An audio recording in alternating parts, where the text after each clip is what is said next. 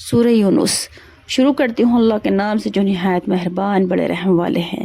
یہ پرحکمت کتاب یعنی قرآن کی آیتیں ہیں۔ کیا ان مکہ کے لوگوں کو اس بات سے تعجب ہوا کہ ہم نے ان میں سے ایک شخص کے پاس وحی بھیج دی کہ سب آدمیوں کو احکام خداوندی کے خلاف کرنے پر ڈرائے، اور جو ایمان لے آئے ان کو یہ خوشخبری سنائیے کہ ان کے رب کے پاس پہنچ کر ان کو پورا مرتبہ ملے گا۔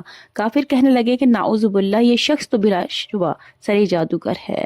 بلا شبہ تمہارا رب حقیقی اللہ ہی ہے جس نے آسمانوں کو اور زمین کو 6 روز کی مقدار میں پیدا کر دیا، پھر عرش یعنی تخت شاہی پر قائم ہوا۔ وہ ہر کام کی مناسب تدبیر کرتا ہے، اس کے سامنے کوئی سفارش کرنے والا سفارش نہیں کر سکتا بدون اس کی اجازت کے۔ ایسا اللہ تمہارا رب حقیقی ہے، سو تم اس کی عبادت کرو اور شرک مت کرو۔ کیا تم ان دلائل کے سننے کے بعد پھر بھی نہیں سمجھتے؟ تم سب کو اسی کے یعنی اللہ ہی کے پاس جانا ہے۔ اللہ نے اس کا سچا وعدہ کر رکھا ہے۔ بے شک وہی پہلی بار بھی پیدا کرتا ہے، پھر وہی دوبارہ بھی قیامت کو پیدا کرے گا، تاکہ ایسے لوگوں کی جو کہ ایمان لائے اور انہوں نے نیک کام کیے انصاف کے ساتھ پوری جزا دے۔ اور جن لوگوں نے کفر کیا ان کے واسطے آخرت میں کھولتا ہوا پانی پینے کو ملے گا اور دردناک عذاب ہوگا ان کے کفر کی وجہ سے۔ استغفر اللہ۔ وہ اللہ ایسا ہے جس نے آفتاب کو چمکتا ہوا بنایا اور چاند کو بھی نورانی بنایا اور اس کی چال کے لیے منزلیں مقرر کی تاکہ تم برسوں کی گنتی اور حساب معلوم کر لیا کرو۔ اللہ تعالیٰ نے یہ چیزیں بے فائدہ نہیں پیدا کی، وہ یہ دلائل ان لوگوں کو صاف صاف بتلا رہے ہیں جو دانش رکھتے ہیں، یعنی کہ جو عقل رکھتے ہیں۔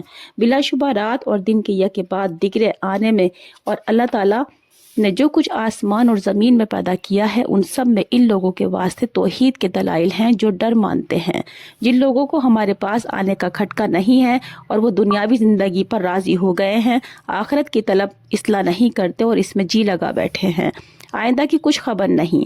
اور جو لوگ ہماری آیتوں سے بالکل غافل ہیں، ایسے لوگوں کا ٹھکانہ ان کے اعمال کی وجہ سے دوزخ ہے۔ اور یقیناً جو لوگ ایمان لائے اور انہوں نے نیک کام کیے ان کا رب باوجہ ان کے مومن ہونے کے ان کے مقصد یعنی جنت تک پہنچا دے گا۔ سبحان اللہ۔ ان کی مسکن کے نیچے نہریں جاری ہوں گی، چین کے باغوں میں ان کے منہ سے یہ بات نکلے گی کہ سبحان اللہ، اور ان کا باہمی سلام اس میں یہ ہوگا السلام علیکم، اور ان کی اس وقت کی ان باتوں میں آخر بات یہ ہوگی الحمدللہ رب العالمین۔ سبحان اللہ۔ اور اگر اللہ تعالیٰ لوگوں پر ان کی جلدی مچانے کی موافق جلدی سے نقصان واقع کر دیا کرتا جس طرح وہ فائدے کے لیے جلدی مچاتے ہیں، تو ان کا وعدہ عذاب کبھی کا پورا ہو چکا ہوتا۔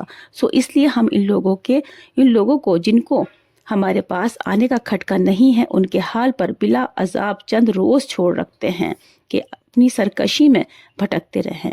اور جب انسان کو کوئی تکلیف پہنچتی ہے تو ہم کو پکارنے لگتا ہے، لیٹے بھی، بیٹھے بھی، کھڑے بھی۔ پھر جب ہم اس کی وہ تکلیف اس سے ہٹا دیتے ہیں تو پھر اپنی پہلی حالت میں آ جاتا ہے کہ گویا جو تکلیف اس کو پہنچی تھی اس کے ہٹانے کے لیے کبھی ہم کو پکارا ہی نہ تھا۔ ان حد سے نکلنے والوں کے اعمال بد ان کو اس طرح مستحیل معلوم ہوتے ہیں جس طرح ہم نے ابھی بیان کیا ہے، اور ہم نے تم سے پہلے بہت سے گروہوں کو انواع و عذاب سے ہلاک کر دیا جبکہ انہوں نے ظلم کیا یعنی کفر و شرک، حالانکہ ان کے پاس ان کے پیغمبر دلائل لے کر آئے اور وہ جو باوجہ غایت عناد کے ایسے کب تھے کہ ایمان لے آتے۔ ہم مجرم لوگوں کو ایسی ہی سزا دیا کرتے ہیں جیسا ہم نے ابھی بیان کیا ہے۔ پھر ان کو بعد ہم نے دنیا میں بجائے ان کے تم کو آباد کیا تاکہ تم ظاہری طور پر ہم دیکھ لیں کہ تم کس طرح کام کرتے ہو۔ اور جب ان کے سامنے ہماری آیتیں پڑھی جاتی ہیں جو بالکل صاف ہیں تو یہ لوگ جن کو ہمارے پاس آنے کا کھٹکا نہیں ہے آپ سے یوں کہتے ہیں کہ اس کے سوا کوئی پورا دوسرا قرآن ہی لائیے، یا کم سے کم اس میں کچھ ترمیم کر دیجئے۔ آپ یوں کہہ دیجئے کہ مجھ سے یہ نہیں ہو سکتا کہ میں اپنی طرف سے اس میں ترمیم کر دوں، بس میں تو اسی کا اتباع کروں گا جو میرے پاس وحی کے ذریعے سے پہنچا ہے۔ اگر میں اپنے رب کی نافرمانی کروں تو میں ایک بڑے بھاری دن کے عذاب کا اندیشہ رکھتا ہوں۔ آپ یوں کہہ دیجئے، یہ اللہ پاک نبی پاک صلی اللہ علیہ وسلم سے کہہ رہے ہیں کہ آپ یوں کہہ دیجئے کہ اگر خدا تعالیٰ کو منظور ہوتا تو نہ تو میں تم کو یہ کلام پڑھ کر سناتا اور نہ وہ یعنی اللہ تعالیٰ تم کو اس کی اطلاع دیتا، کیونکہ اس سے پہلے بھی تو میں ایک بڑے حصے عمر تک تم میں رہ چکا ہوں، پھر کیا تم اتنی عقل نہیں رکھتے؟ سو اس شخص سے زیادہ کون ظالم ہوگا جو اللہ پر جھوٹ باندھے یا اس کی آیتوں کو جھوٹا بتلاوے؟ یقیناً ایسے مجرموں کو اصلاح فلا نہ ہوگی بلکہ معذب ابدی ہوں گے، اور یہ لوگ اللہ کی توحید کو ایسی چیزوں کی عبادت کرتے ہیں جو نہ ان کو ضر پہنچا سکے اور نہ ان کو نفع پہنچا سکے، اور کہتے ہیں کہ یہ اللہ کے پاس ہمارے سفارشی ہیں۔ آپ کہہ دیجئے کہ کیا تم خدا تعالیٰ کو ایسی چیز کی خبر دیتے ہو جو خدا تعالیٰ کو معلوم نہیں، نہ آسمانوں میں اور نہ زمین میں؟ وہ پاک اور برتر ہے ان لوگوں کے شرک سے، اور تمام آدمی ایک ہی طریقے کے تھے، پھر اپنی کجرائی سے انہوں نے اختلاف پیدا کر لیا، اور اگر ایک بات نہ ہوتی جو آپ کے رب کی طرف سے پہلے ٹھہر چکی ہے، تو جس چیز میں یہ لوگ اختلاف کر رہے ہیں ان کا قطعی فیصلہ دنیا ہی میں ہو چکا ہوتا۔ اور یہ لوگ یوں کہتے ہیں کہ ان پر ان کے رب کی طرف سے کوئی معجزہ کیوں نازل نہیں ہوا؟